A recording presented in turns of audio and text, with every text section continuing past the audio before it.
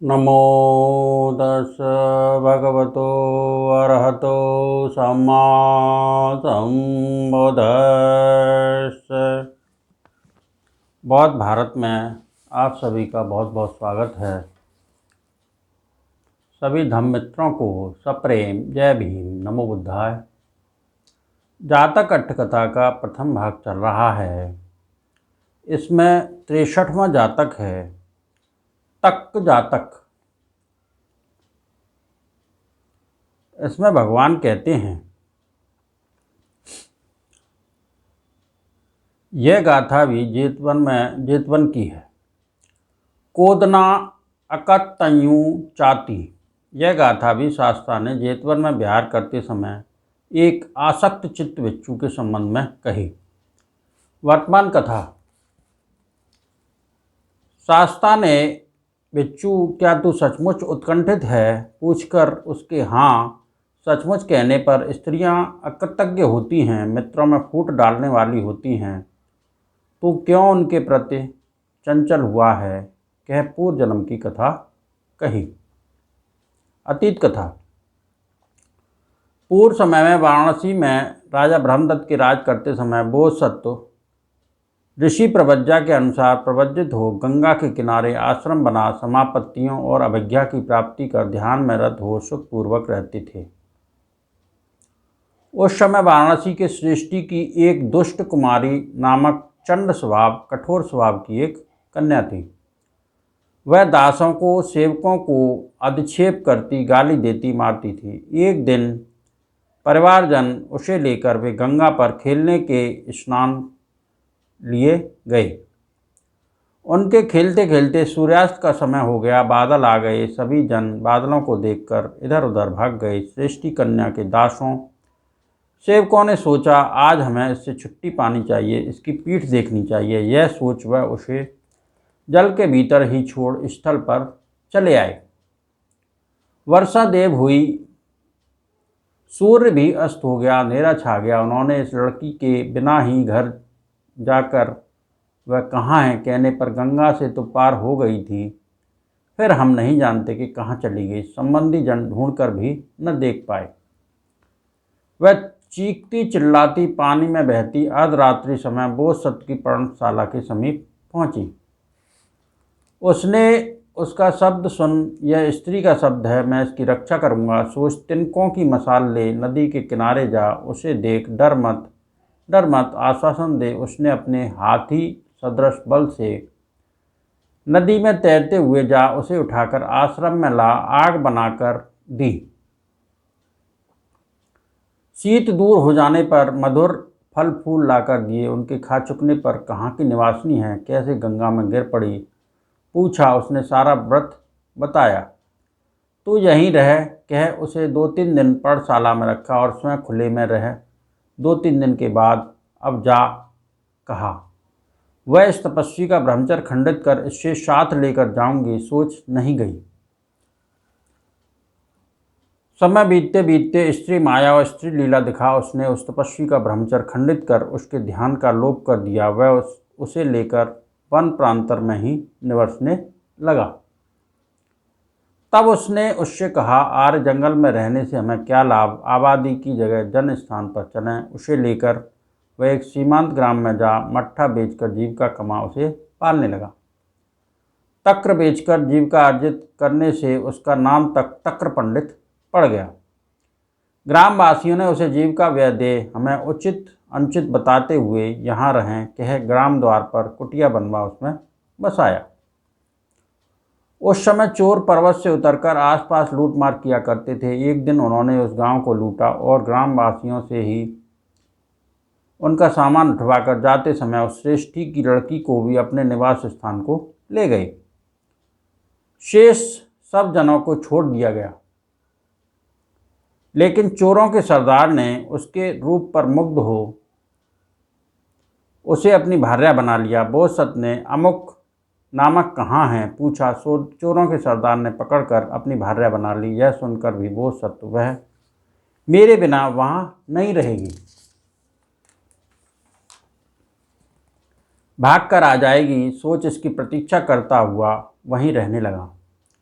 श्रेष्ठी की लड़की ने भी सोचा, मैं यहाँ सुख से रह रही हूँ, कहीं तक्र पंडित किसी काम से यहाँ आकर मुझे यहाँ से ले न जाए, मैं सुख से वंचित हो जाऊँ, इसलिए मैं उसे चाहती हूँ ब्याज से उसे बुलवा कर मरवा दूँ।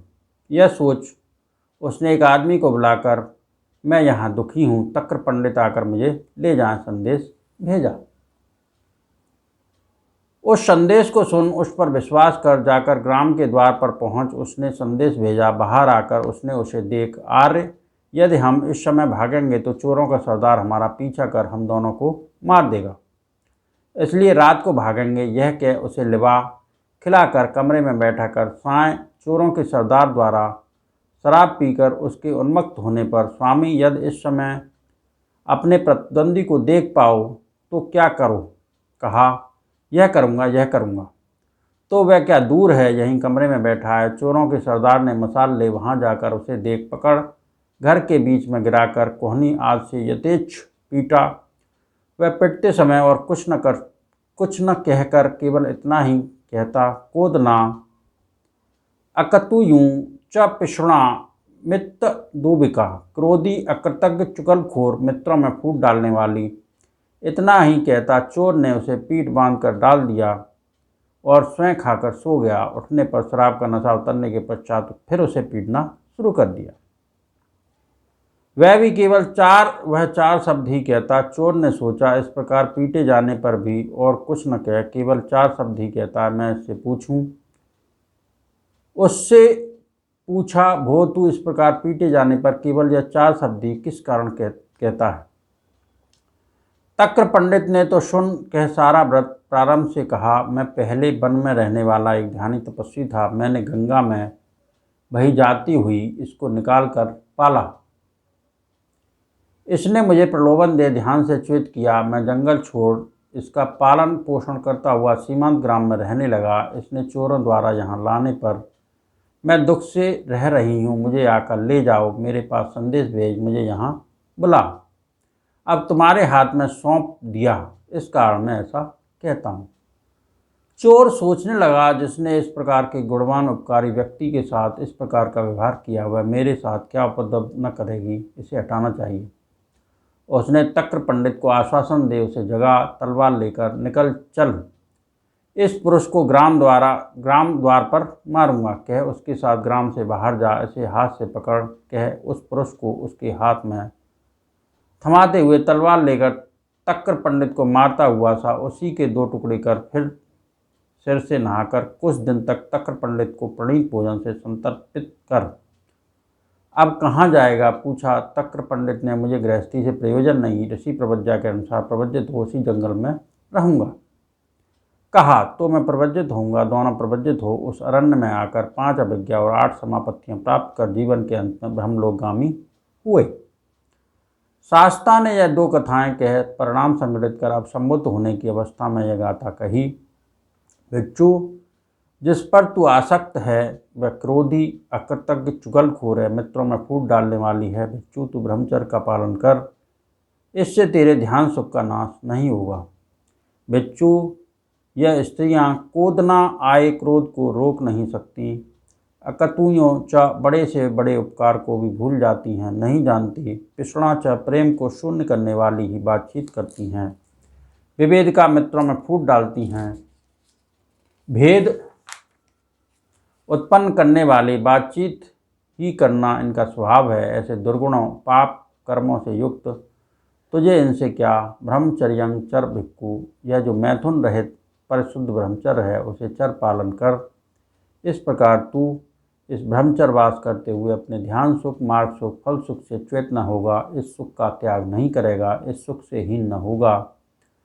अर्थ है न परिहाय सी तिपो पाठो, पाठ है, अर्थ यही है। शास्ता ने इस धर्म देशना को ला आर्य सत्यों का प्रकाशन किया। सत्य के प्रकाशन के अंत में आसक्त उत्कंठित भिक्षु श्रोतापत्ति फल में प्रतिष्ठित हुआ। शास्ता ने परिणाम संगठित कर जातक का सारांश प्रस्तुत किया। उस समय चोरों का सरदार अब का आनंद स्थिर था, तक्र पंडित तो मैं ही था। तक जातक, इन सत्य वचनों से सबका मंगल हो, सबका भला हो, सबका कल्याण हो। संसार के सारे प्राणी सुखी रहें, सुखी रहें, सुखी रहें। साधु साधु साधु।